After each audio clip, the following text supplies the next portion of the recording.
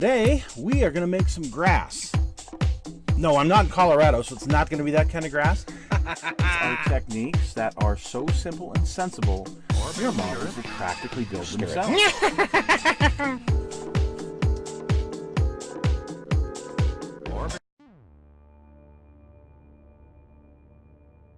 Hello folks, it's Mad Dog Merv.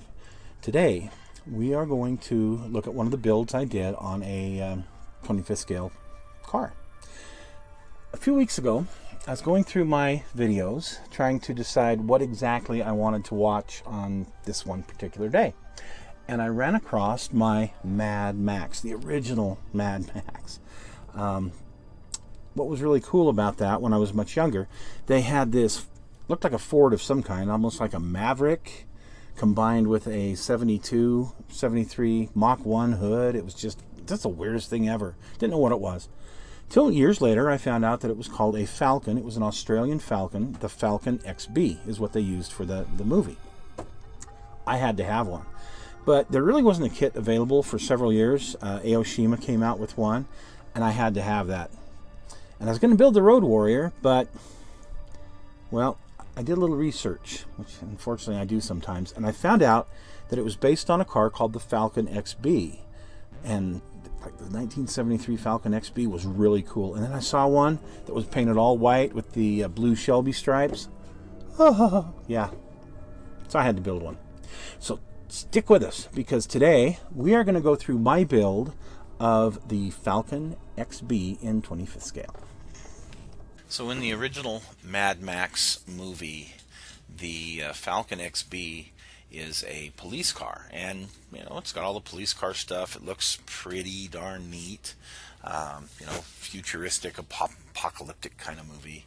I did get the second one in the series, the Road Warrior, and watch that. And in the Road Warrior, he's turned that police car into something a little bit more futuristic, apocalyptic looking thing. And here's the actual movie car for the police car, and yeah, you can tell it looks pretty dang sweet. So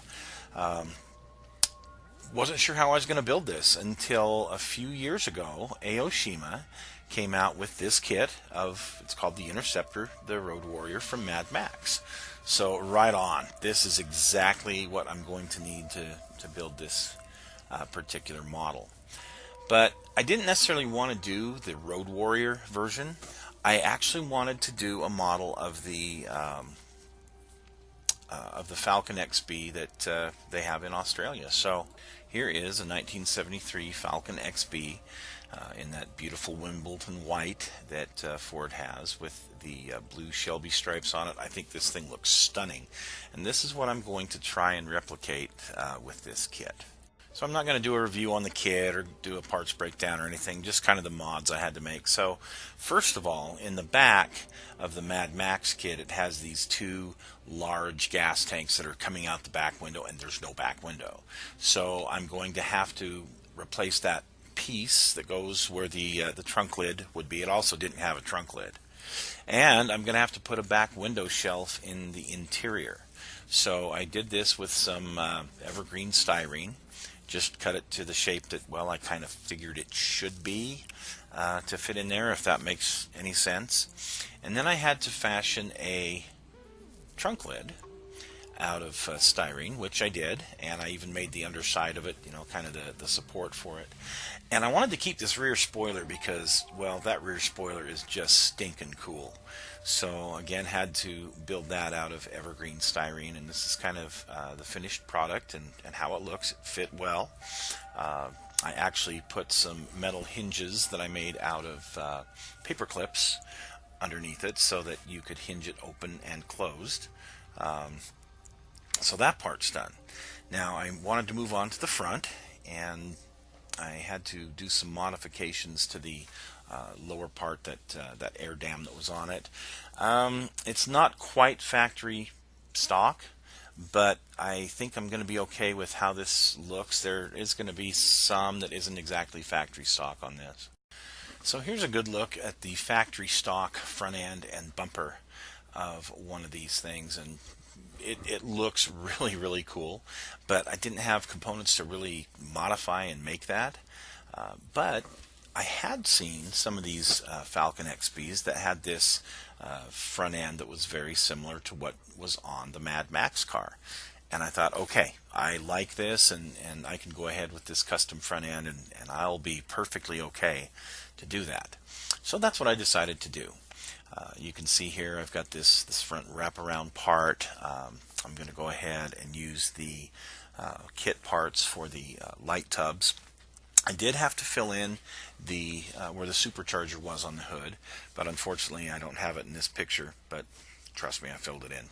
So on the interior, I went ahead and painted the flooring area, the trunk area, the rear shelf, all with black. And while that was wet, I went ahead and took some interior flocking. It was probably some Testors interior flocking, carpet flocking, and just sprinkled it on. So I had a decent looking carpet.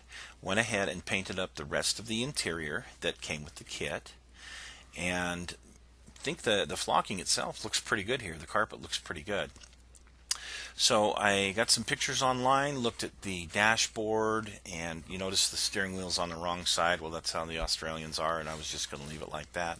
But I've done some kind of walnut inserts, which some of these cars had. Thought it looked pretty good, and actually like the way this interior looks when it's done. So for the paint, I went ahead and just sprayed it with some gray primer, probably some Krylon gray primer. And then I used this Rust-Oleum white lacquer spray can. Believe it or not, a white spray can, but this lacquer dries like really quick. You have to give it light coats. I gave it about 5 light coats, and it was completely dry within a half hour. And you can see it turned out pretty good. And then I masked off the stripe area, and I used Testors 1911, which is kind of a medium blue, for the blue stripes on this. Now, I did keep the spoiler on the top, because if I would have taken that off and removed it, it's kind of hollow, and I would have had to fill all that in, and I decided, you know what, it looks cool with this, I'm just going to go ahead and keep it. So it does have that one left over from the Mad Max kit still on it. I used some Tamiya stoplight red on the tail lights and on the marker lights there on the rear. And you can see here is the trunk lid. It opens up nicely. Unfortunately, I don't have a good picture of what's inside there. I did throw a spare tire in there, but of course it's hard to see with the black rim and on the black flocking. But it actually opens and closes very well. I think this modification turned out pretty good to this car. Threw like a little billy club in there. Of course, unfortunately, you can't see that either. So there you go. Here's the front, and I do like this air dam that's on it.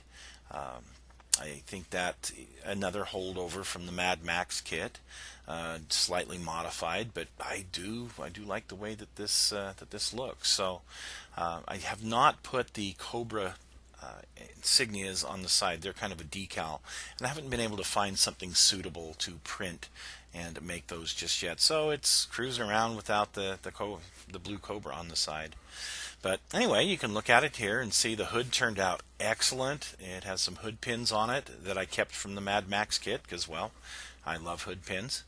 But yeah, that plug worked out good. There's that hood that looks like a 73 Mach 1, which is wow, just blows me away. But I love the way that this car looks. It really is one of my favorite Fords of all time. And unfortunately, there's not a whole lot of them here in the United States. As I was doing research for this project, I ran across something that was kind of interesting. It was called a John Goss Special. And, well, there's so many of these kind of specialized things that Ford does, and this is particular to some race driver in Australia, some famous guy named John Goss. And you can see the grill's a little bit different. It has a spoiler on the front like the 73 Mach 1. I like the color scheme, but I really like the one that I did a whole lot better. But the John Goss Special is a pretty neat looking. The kit comes as a curbside model, and I chose to build it that way. The engine that should be in the car would be the Ford 302, and well, I've got lots of 302s, and I could have gone through and done all this. I just didn't feel it prudent for this build. I like the curbside the way that it is, so I did not open the hood, and I did not put a 302 in it. So there you go. Looking at the car and the Falcon XB, I just love the body lines. I love the stock look of it. Just to me, this is one of the best that Ford ever did, especially in the 70s. I mean, everything in the 70s is kind of but a little bit smaller than a Mach 1 or a Mustang in 72, 73. Definitely a meaner stance, in my humble opinion.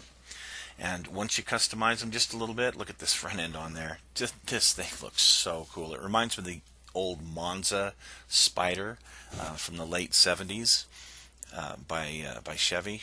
Oh man. Anyway, one of my favorite all-time Fords, one of my favorite all-time looks, and well, I'm glad we could share it with you, and hope you like this, and we'll see you again soon.